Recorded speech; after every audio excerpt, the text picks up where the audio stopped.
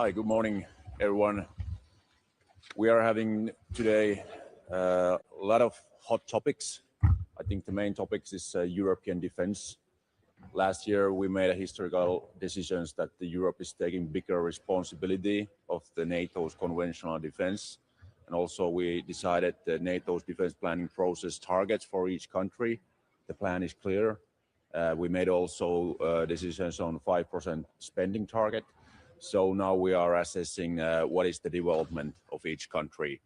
And everyone knows the urgency. We have to do a lot because after the Ukrainian war, there will start kind of a tense situation in security between NATO and Russia.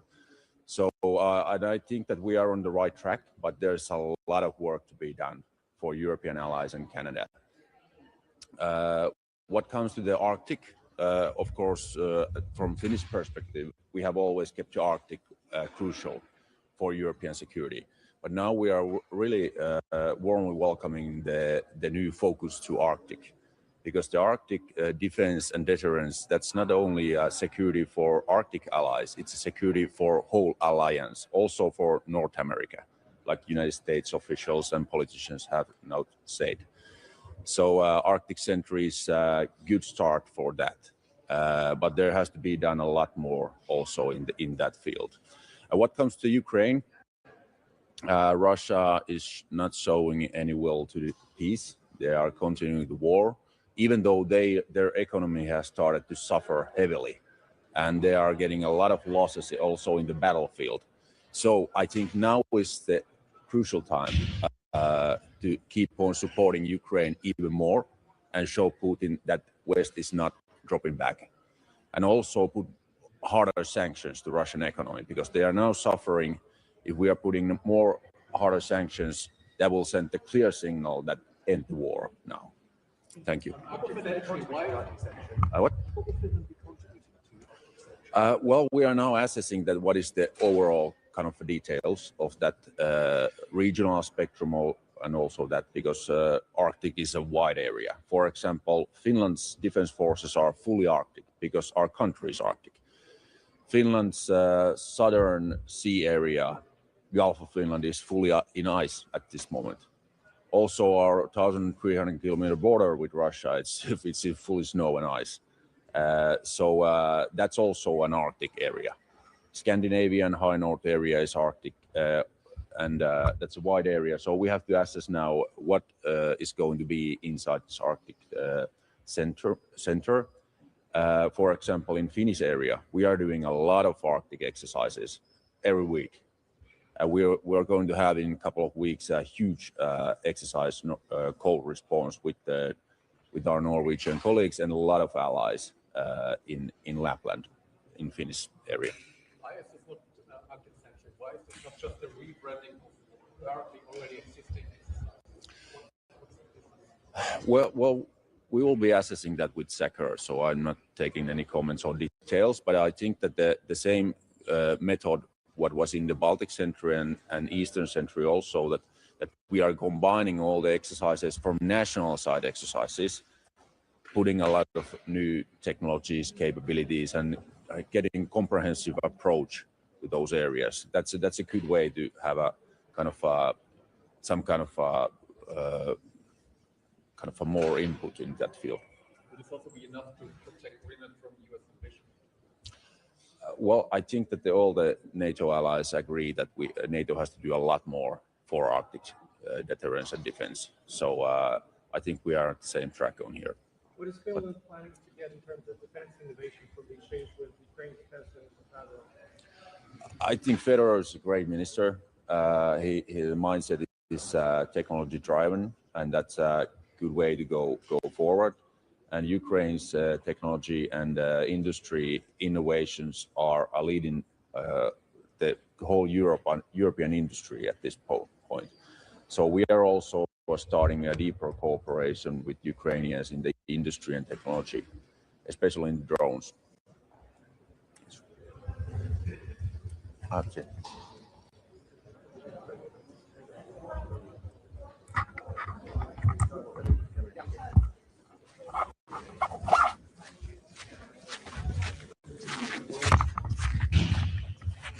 Good morning, everybody. We are, of course, looking forward for today's defense ministerial meeting inside NATO.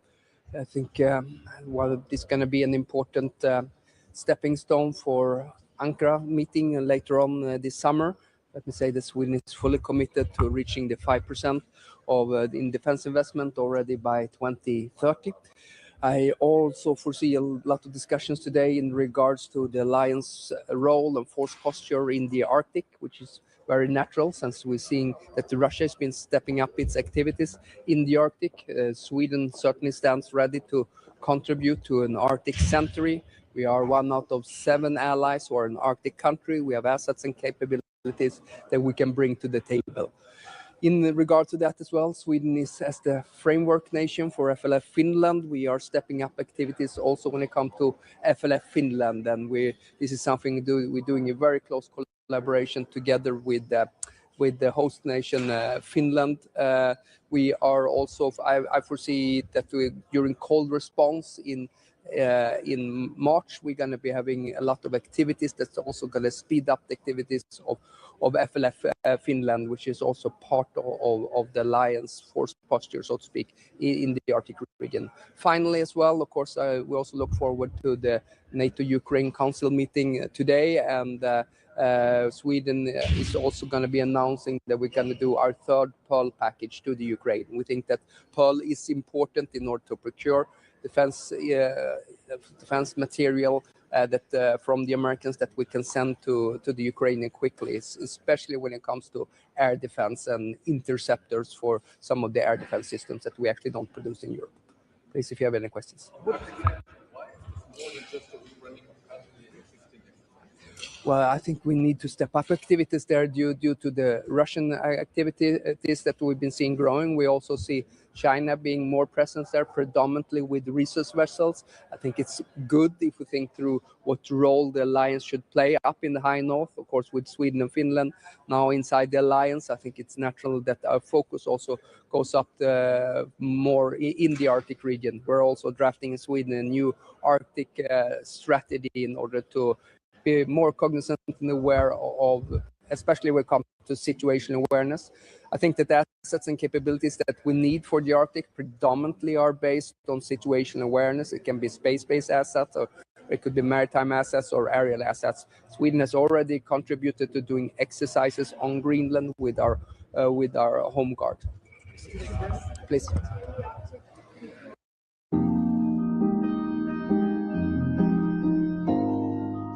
Every wedding occasion calls for something special. Every look should be too.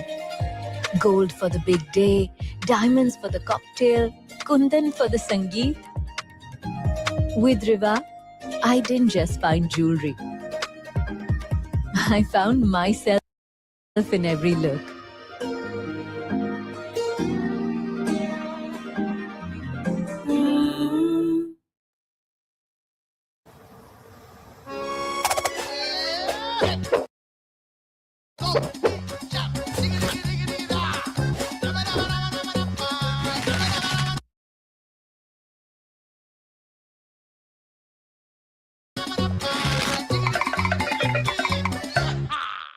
अगर shoes में full flexibility चाहिए तो investments में क्यों नहीं? अब अपने investments को दो फुल फ्लेक्सिबिलिटी का।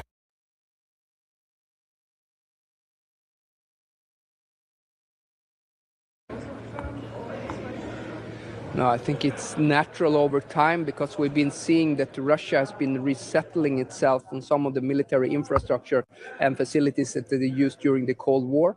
And then us, of course, being an Arctic country, we feel it's very natural for us to contribute. So that is very natural. We've been in very close dialogue also with Denmark in regard to Greenland on that one. Greenland's minister is here today. Mm-hmm. The first time for a ministerial. Mm-hmm. Why did it take so long? You know, Sweden hasn't been a member for very long. Yeah. Why does it take so long to bring Greenland to the table when Greenland has been the issue? Well, I think that's a matter for Greenland and Denmark to discuss. I can just say that we had a very fruitful meeting a couple of weeks ago in the Nordefco format where both the Greenlandic foreign minister and, of course, the Danish defense minister was there. This morning, actually, where also all the 5 Nordics are meeting just after I'm done with this doorstep. Last question, please, if any. No? Okay, thank you.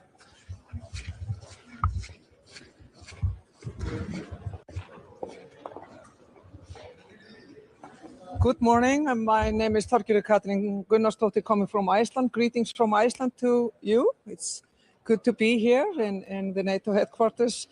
I think we need now more unity than ever. And I would also say that unity is the center of gravity for the alliance.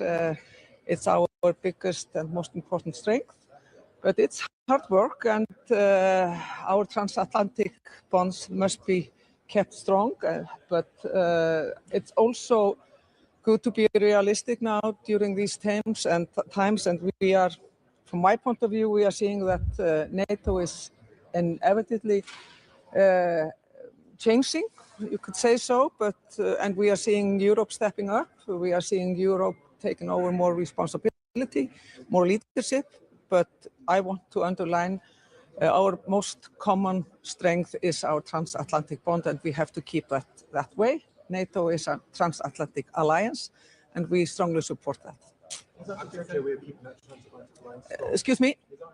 Yes, I would say so. Absolutely. And we in Iceland, we have been, I've been a minister for over a year, responsible for foreign affairs and defense. And I've been here in this remarkable house advocating for more focus also on the northern flank. And Arctic Center is doing exactly that.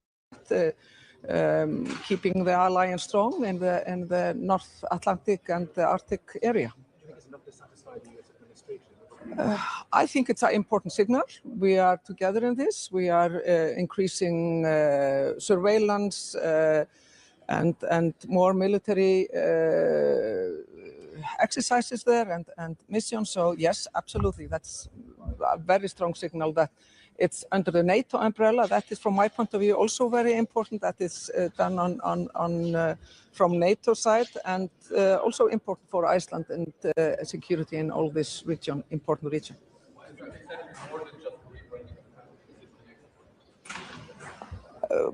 Maybe because of the word I said in the beginning, united. We are more, I think, from all the discussion, very heavy discussion, and we have been, I would say the alliance has been tested, especially in the beginning of the year, but we are now more united than in the beginning of the year. And it's not just the US and Denmark and Greenland that are focusing on enhancing the security in the North Atlantic. It's all the alliance, and that is really important. Thank you so much. Thank you. Excuse me? Yes.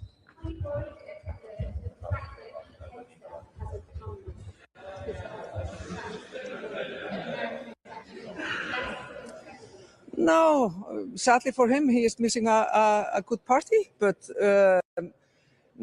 of course it's always better that the ministers attend here, but I will not describe it as a bad signal. We have, as I said, from the beginning of this year, we have been tested, but I think now the alliance is stronger than in the beginning of the year. And, you know, we are focusing now on the North Atlantic, but I want also to underline we cannot allow us to have a lesser focus on the eastern flank. Remember, Ukraine is fighting for Europe's freedom and sovereignty, so we have to support them and secure a long and just and lasting peace. Thank you so much.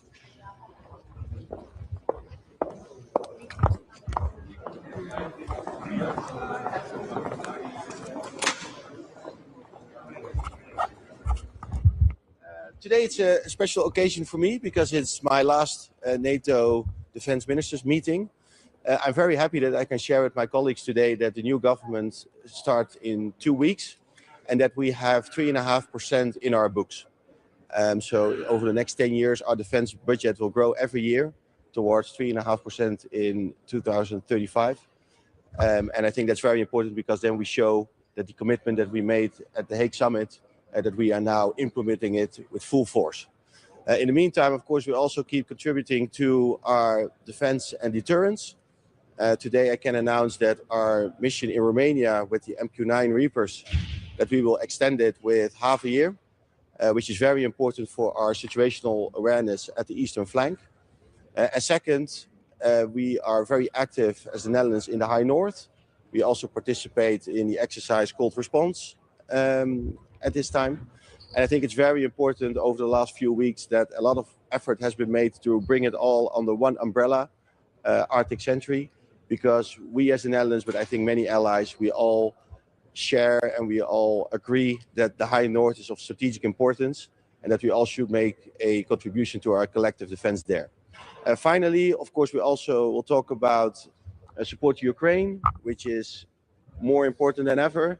Ukraine is facing a terrible winter, but we need to make sure that we get them through this winter and that we bring them in a better position towards the spring.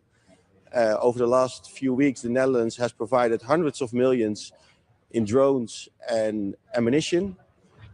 Today I can announce that we will also send F-16 simulators because we keep helping Ukraine with their F-16 operations. And in the longer term, we also have the same level of support that we had over the last couple of years, around 0.25% for GDP. We also will have that in our books with the new government. So we can also share with our allies and partners that we do not only support Ukraine today and tomorrow, but also in the longer term.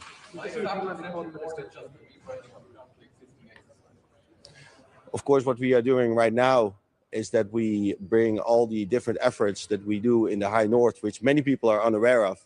We bring it under one umbrella, and I think that is important because we need to do it in a coordinated way. But of course, there are also discussions ongoing what we should do in addition to that. And we are further working on that. The Netherlands is also involved in those discussions. We are very open to also make further contributions. But of course, it takes more time to work that out in more detail. Would you see it being like the foreign minister?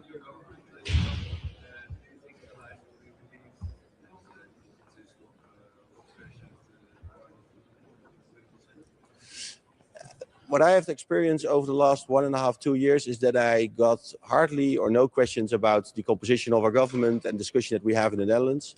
What our allies want to know is whether we deliver when it comes to our contributions to NATO and when it comes to our support to Ukraine. And I'm very happy that I can share with the new government that we will keep delivering on the commitments that we made. But it was also true for the last government. So that was the reason why I hardly got those questions.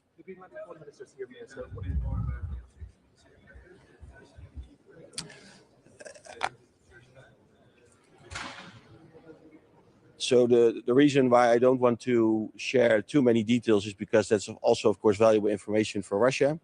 But what is important is that, of course, we gave the F-16, the airframes, a few years ago. But it requires continuous efforts to make sure that Ukraine can use them as effectively as possible. And because the F-16s are used so intensely for mostly the air defense, of course, it's very good if the pilots can practice as much as possible in a simulator and not in the airplane itself. So that's why this contribution is very important. But I don't share more operational details because we don't want to inform Russia.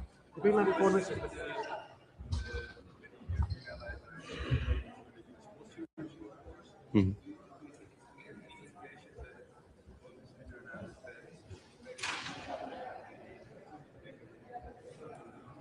I think what for me is the most important is the no surprise policy that has been agreed between the NATO Secretary General and his team and the United States.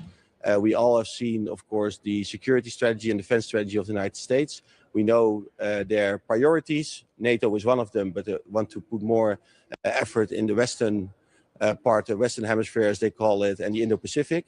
But as long as we do this through an open dialogue and we know what we can expect from each other, I think we can handle that very well. And what I know is that the conversations that are currently taking place are done in a very constructive way.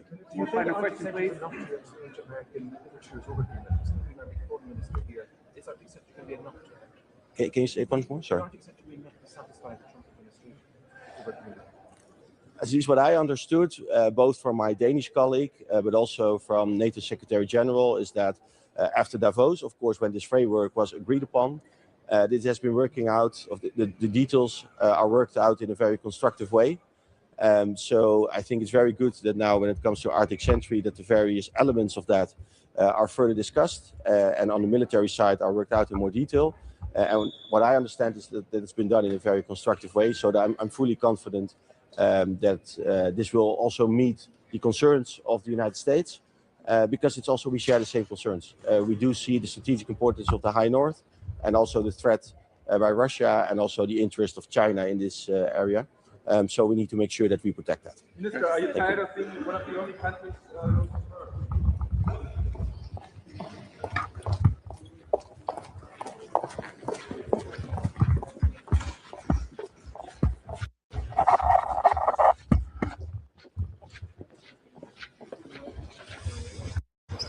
Good morning. I'll keep this brief.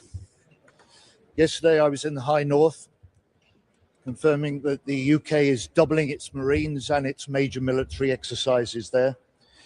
This morning, I'm here at NATO, confirming that Britain will play a central part in NATO's Arctic security mission, Arctic Sentry, to strengthen security in the region. This afternoon, I'll be confirming that Britain is providing an extra £500 million in urgent air defence to Ukraine. This is Britain being a force for good in the world, building a new deal for European security within NATO. And I'm proud of the UK's armed forces. I'm proud of the UK's leadership. I'm proud of the UK's commitment to our allies. We will back you. We will defend you. We will fight with you in this new era of threat and hard power. Thank you.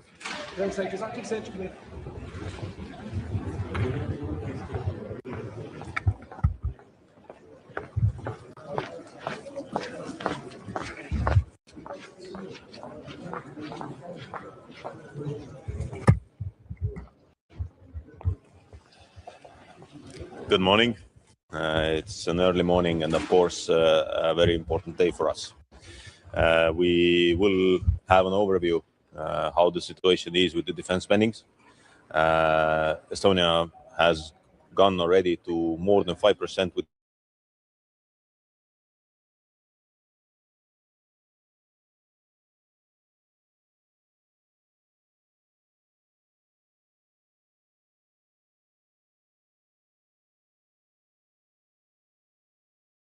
to see that everyone will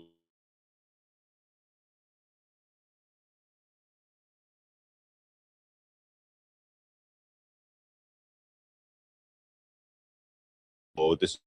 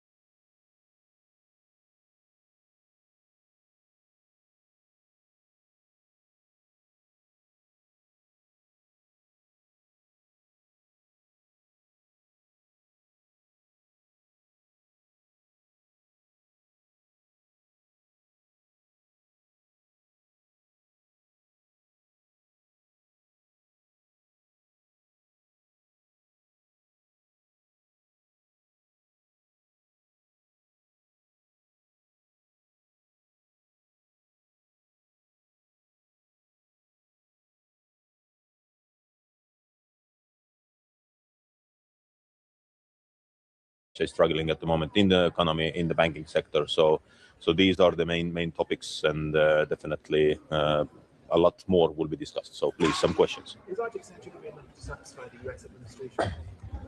Very good. Arctic Center is, of course, also in the top in our agenda, and I'm very glad that yesterday it was officially launched. But we also have to understand that doesn't take away the focus from Ukraine, from the eastern flank, from Baltic Sentry, Eastern Sentry. But regarding the Arctic Sentry, let's be very clear that when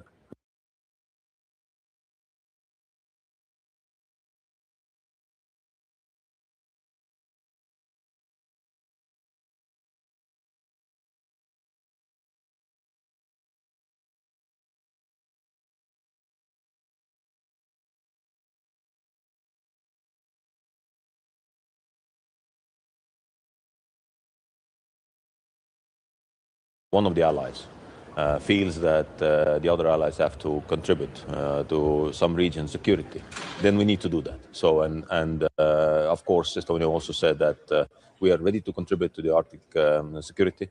We were part of the planning group also for the Arctic Endurance, what was the Danish exercise. Well, for us, it is important to give the confirmation and certainty also to our American colleagues and friends that if they feel threatened, then we are with them. So as we have been always, even after 9/11, and Also, many Estonian troops and many Estonian soldiers lost their lives during these missions. So this is important for us to be together, and transatlantic relations are extremely important. What do problems in the Russian banking sector mean for Ukraine and security rules here? Well, we clearly understand that it's not only the battlefield where Russia needs to be pressured. It's also the economy, it's also the society, because only internally the change can come in Russia. Of course, when the influx of money to the war machine will be reduced, then this will have an impact also on the battlefield, as it has an impact to cut the Starlink, for instance. So everything we do collectively to pressure Russia is good. So last question. So actually, we don't have anyone, so you can have some more questions.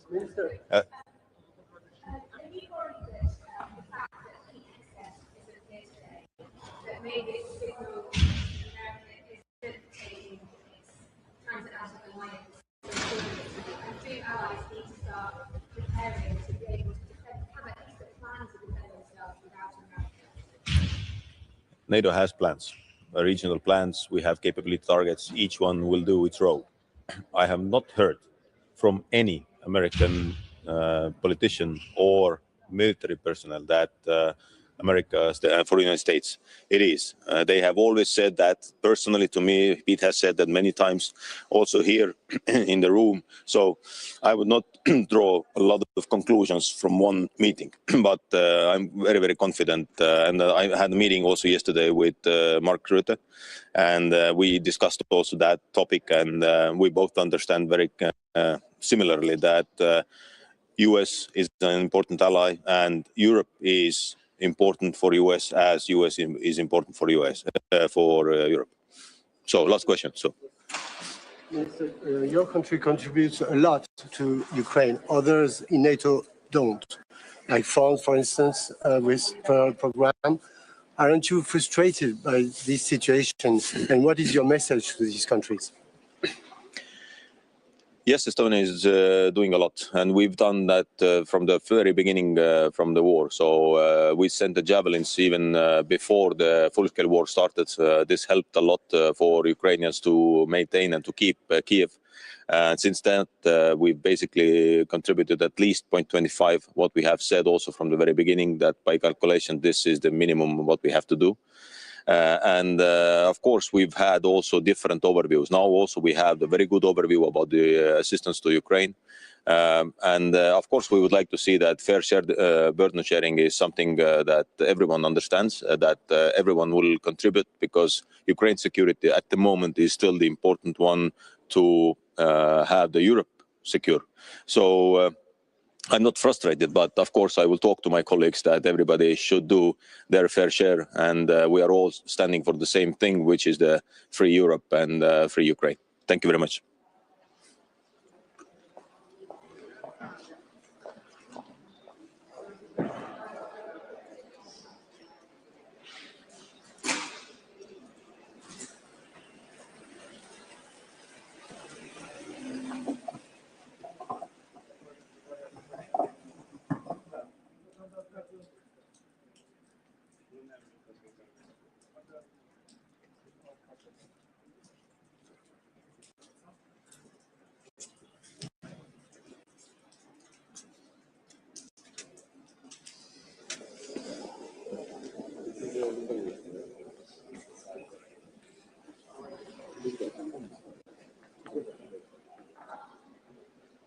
So, good morning. I'm Radu Miruța, Minister of National Defense in Romania and the Vice Prime Minister for the Romanian government. I think that the messages should be very clear. We are here to act. We are not here to wait. And also, I'm here in order to push our national defense industry in the first rows. Why? Because it's very clear that all the European Union need to scale the production, need to extend the production. And by extending the production, we should and we could do this if we can put in the same room all the capabilities from all the other countries.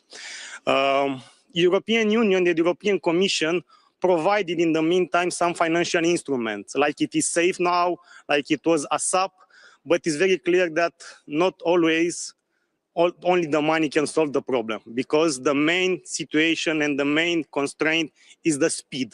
Speed is the key right now. And in Romania, for example, by using safe mechanism, we will bring to life some governmental national companies from the defense industry. And once those companies are bring to life and we introduce some new technology in those companies should contribute and could contribute in some European production chain. And by extending the European production chain, it's very clear that we can extend the production for the entire European Union.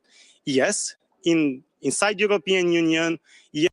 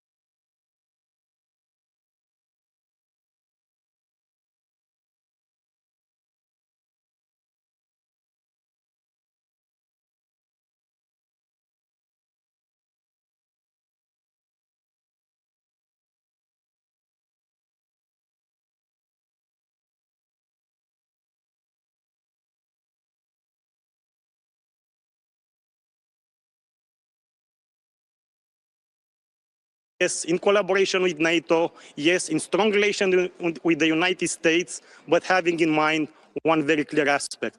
Europe should be able to protect Europe. To the Arctic Century. We'll analyze, it was just announced. We are in the same time on the eastern flank, and we are asking for a fair distribution.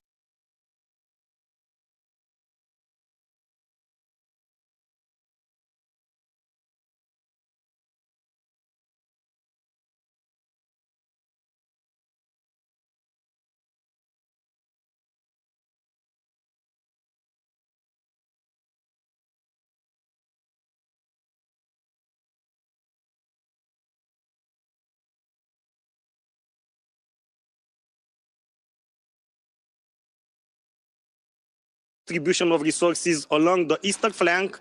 We know how the situation was with Russia on our territories, and I think it's very important to protect the entire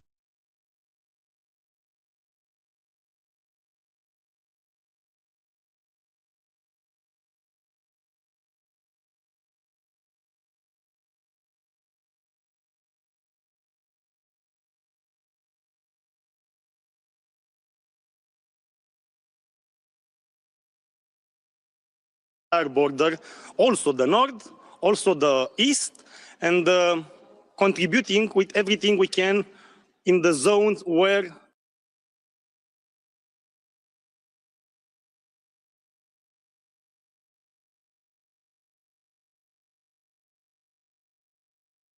the situation is more stringent for those countries. So I think it's a good thing that it was announced that North-centric. We will analyze in the next period how we can contribute also into that North-centric. But the hot point on our side is the eastern flank, but the entire eastern flank from the Baltic Sea to the Black Sea. Do you have any indications that it could cost capabilities to the Eastern Century? No, I do not have some information for the moment. Thank you. Thank you. Thank you, sir.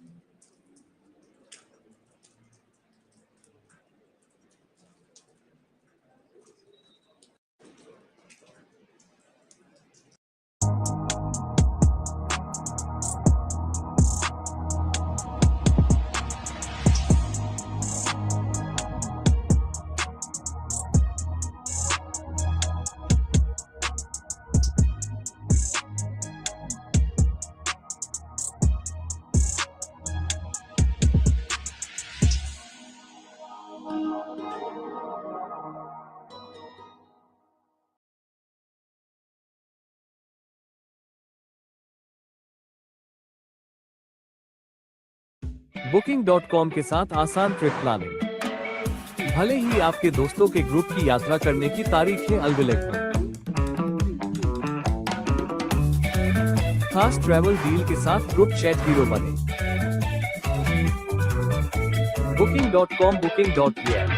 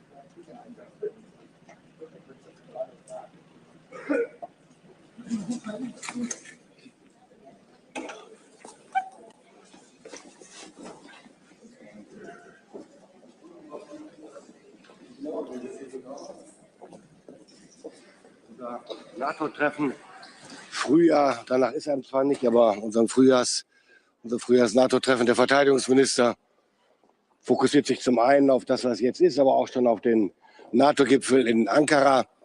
Und die NATO-Länder haben in den letzten 1,5 Jahren deutlich nachgelegt, gerade die Europäer, was ihre Rüstungs- und Verteidigungsausgaben angeht. Deutschland, das wissen Sie, wird alleine in diesem Jahr 108 Milliarden Euro für die Verteidigung ausgeben. Damit bauen wir unsere Fähigkeiten mit hoher Schlagzahl aus. Und ich freue mich sehr, dass das eben auch Auswirkungen hat auf eines unserer wichtigsten multilateralen Kooperationsprojekte, ELSA, European Long Range Strike Approach. Wir steigen ein mit einer Unterzeichnung heute eines Abkommens in die Produktion von Drohnen und Loitering Ammunition mit einer Reichweite von 500 Kilometern. Die werden interoperabel sein, das heißt, wir können gemeinsam warten, beschaffen, üben und weiterentwickeln. Das ist wichtig angesichts der Herausforderungen, die vor uns liegen. Wir zeichnen, wie gesagt, heute eine Vereinbarung dazu und damit steigen wir in die nächste ganz wichtige Phase dieses Projekts ELSA ein. Und damit stärken wir, und darum geht es in diesen Tagen mehr denn je, die konventionellen europäischen Abschreckungs- und Verteidigungsfähigkeiten innerhalb der NATO. Ein weiteres Thema heute und in den kommenden Wochen bis zum Gipfel und dort dann selbst auch wird sein, der 360-Grad-Ansatz, den ich immer wieder propagiere, von dem ich immer wieder spreche. Ich glaube, es wird Zeit, dass wir unsere Radarsysteme der NATO in alle Himmelsrichtungen ausrichten, ohne dabei zu vergessen, dass Schwerpunkt natürlich die Ostflanke der NATO bleibt. Daran führt kein Weg vorbei. Aber klar muss eben auch sein, Russland ist in vielen Teilen der Welt unterwegs und Russland sucht die Konfrontation eben auch in anderen Regionen, so wie zum Beispiel in der in den letzten Wochen aus bekannten Gründen zu Recht immer wieder im Gespräch befindlichen Arktis. Dem hohen Norden kommt dabei, das wissen Sie, eine besondere Bedeutung zu. Er ist gewissermaßen die Verbindung zwischen Nordmeer, Nordatlantik und Atlantik und damit ganz wesentlich, vor allen Dingen auch für die Versorgungswege zwischen Nordamerika und Europa. Das hat eine zentrale Bedeutung. Militärgeschichtlich, militärstrategisch wissen wir das seit dem Ersten Weltkrieg schon. Und die Tatsache, wer ist hier unterwegs, wer sichert für sich oder gegen andere, diese Routen ist von zentraler Bedeutung für die NATO-Staaten. Und deswegen ist Russland in der Arktis als stärkster maritimer Akteur etwas, womit wir uns beschäftigen müssen. Wir tun das auch seit Jahren schon. Und deswegen begrüße ich sehr, dass wir jetzt mit Arctic Sentry den nächsten Schritt machen. Als Bundeswehr waren wir wie andere NATO-Partner auch in der Vergangenheit immer wieder in der Arktis im Einsatz und haben dort geübt. Wir haben mit unseren Partnern an verschiedenen größeren und kleineren See- und Infanterieübungen teilgenommen. Und nicht zu vergessen die maritime Sicherheitspartnerschaft zwischen Kanada, Norwegen, Dänemark und Deutschland, von mir vor 1,5 Jahren initiiert. Wir sind mit Island im Gespräch. Viele Beteiligte interessieren sich für diese Partnerschaft, weil es um ein kooperiertes Vorgehen geht. Ich habe es gestern schon gesagt, Deutschland wird sich selbstverständlich an Arctic-Centric beteiligen. Wir haben dabei auch einiges zu bieten, wie Sie wissen, vom Seefernaufklärer P8 Poseidon, A400M, U-Boote, Fregatten, Eurofighter oder eben auch unsere Fähigkeiten zur Luftbetankung. Dann habe ich noch eine Mitteilung zu machen. Wir schauen heute nicht nur auf den NATO-Gipfel, meine Damen und Herren, sondern auch noch ein bisschen weiter. Sie wissen, dass im September die Spitze des NATO-Militärausschusses gewählt wird. Ich freue mich sehr, dass wir als Bundesrepublik Deutschland mit Generalinspekteur Carsten Breuer einen exzellenten Kandidaten für diesen Ausschuss haben. Gerade jetzt hat dieser ohnehin schon wichtige Vorsitz besondere Bedeutung. Und Deutschland und Europa haben in der NATO in den vergangenen Jahren erkennbar deutlich mehr Verantwortung übernommen. Und auch dafür steht General Carsten Breuer. Er hat in den vergangenen Jahren einen wesentlichen Beitrag dazu geleistet, die Verteidigungsfähigkeit Deutschlands voranzubringen. Ich arbeite ausgezeichnet mit ihm zusammen, sehr vertrauensvoll. Wir haben gemeinsam den Aufwuchs der Streitkräfte gewährleistet und die Fortschritte erzielt bei der Ausstattung der Soldatinnen und Soldaten. Auch hierbei war er ein wesentlicher Antreiber innerhalb der NATO. Auch das ist bekannt, hat sich General Breuer aufgrund seiner analytischen Fähigkeiten und seines Weitblicks gerade mit Blick auf die Bedrohungslage in Europa einen Namen gemacht und wird hoch geschätzt und hat deshalb zahlreiche Unterstützer. Ich bin sehr froh, dass ich mich mit dem Bundeskanzler und mit dem Außenminister dass wir sehr schnell darauf verständigt haben, Carsten Breuer zu nominieren. Das vielleicht auch von meiner Seite soweit. Und dann eine Bemerkung verbunden mit einer Bitte. Die Olympischen Winterspiele in Italien sind in vollem Gange. Und wer sich die deutschen Medaillenerfolge bis jetzt anguckt, der wird nicht umhin kommen festzustellen, dass entweder die Medaillen von deutschen Bundeswehrsoldaten, Sportsoldaten errungen wurden oder aber mindestens Bundeswehrsoldaten beteiligt waren an den Medaillen. Also keine Medaille, keine deutsche Medaille ohne Bundeswehr-Sportsoldaten. Was ich vermisse, ist in den deutschen Medien gelegentlich ein Hinweis darauf, dass es sich um Sportsoldaten handelt. Sie machen ihre Karriere bei der Bundeswehr, sie studieren oder machen eine Ausbildung. Und ich finde, Sie haben es verdient und die Bundeswehr auch, dass, so wie das in anderen Ländern auch üblich ist, darauf hingewiesen wird, dass es sich um Sportsoldaten handelt. Sie sind stolz darauf und ich bin es auch. Ich wäre Ihnen sehr dankbar, wenn Sie das gelegentlich berücksichtigen können. Is Arctic-centric enough to satisfy US concerns over? Is Arctic-centric going to be enough to address US concerns over Greenland?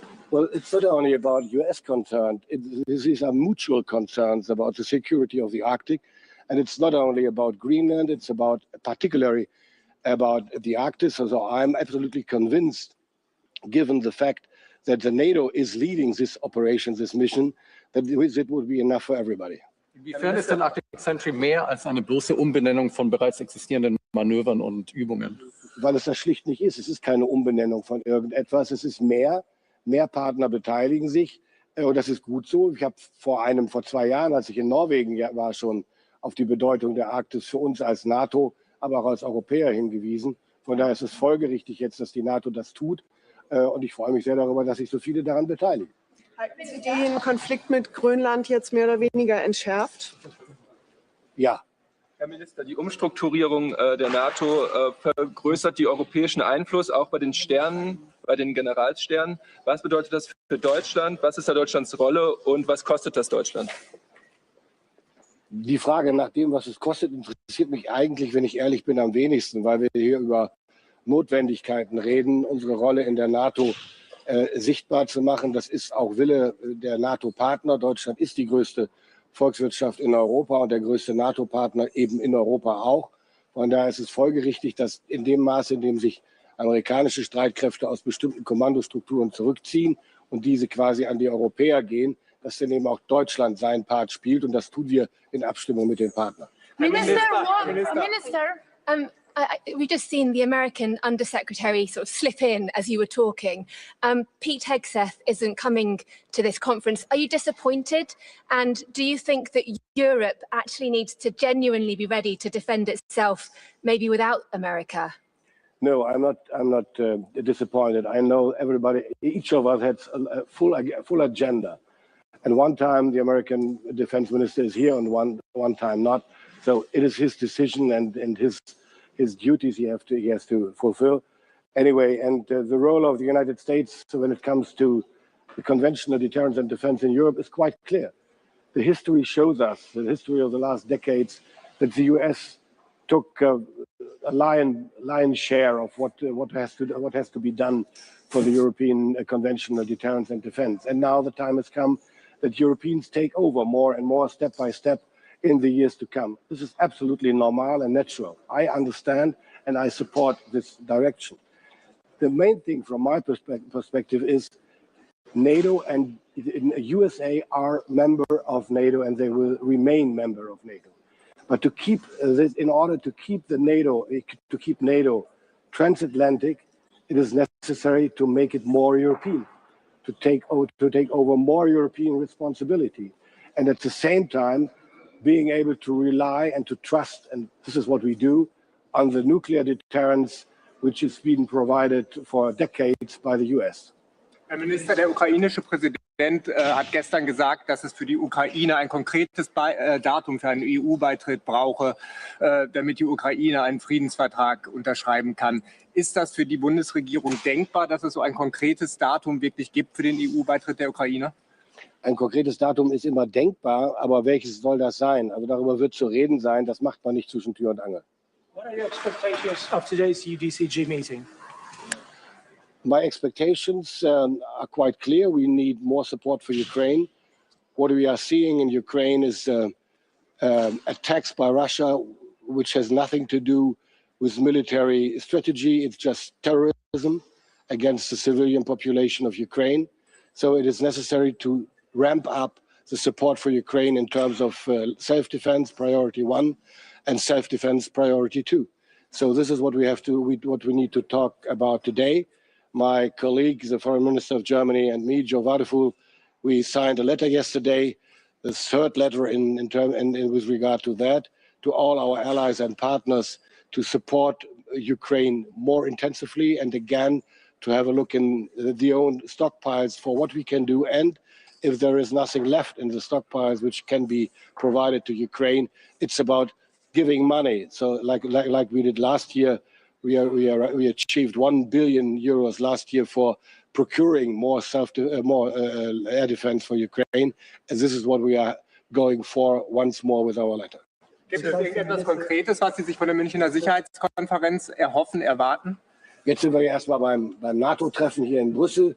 Wir haben eine volle Agenda heute. Die Münchner Sicherheitskonferenz beginnt dann morgen. Ich freue mich, viele Kollegen aus der ganzen Welt wiederzusehen und hoffe auf eine gute Atmosphäre, die ganz klar adressiert, worauf es jetzt ankommt. Nämlich, dass die Welt, die demokratische Welt, die Welt, die sich der internationalen regelbasierten Ordnung verpflichtet fühlt, geschlossen bleibt, sich nicht auseinandertreiben lässt und ein klares Commitment abgibt zur Sicherheit aller. Sir, do you think that concerns by Romania and other Eastern allies that Arctic-centric could hurt Eastern-centric and the defense of the eastern flank, are they justified? I can understand that because it's clear if something happens like that, everybody is maybe concerned about anything could be done left in another place. But there's no reason for that. These are different operations, different missions, and each of them will be fulfilled. Vielen Dank für Ihre Fragen. Thank you.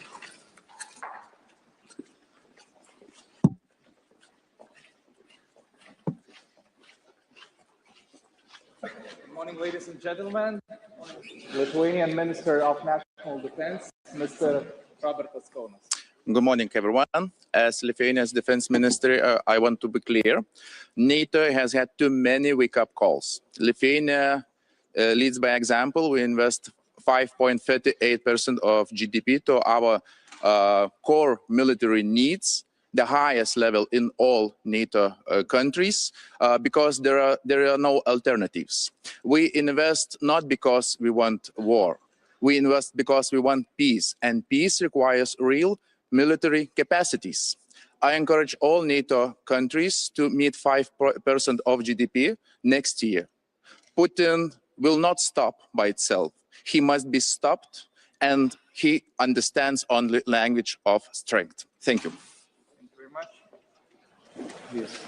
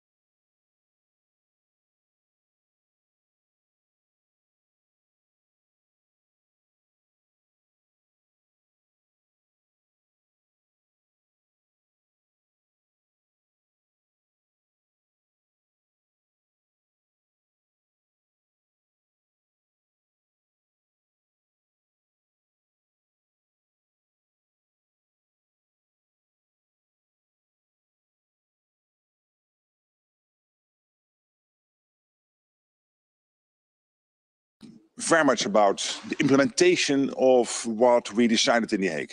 Ramping to defense spending across the alliance, making sure that the defense industrial base is producing the output we need to be able to deter and defend ourselves.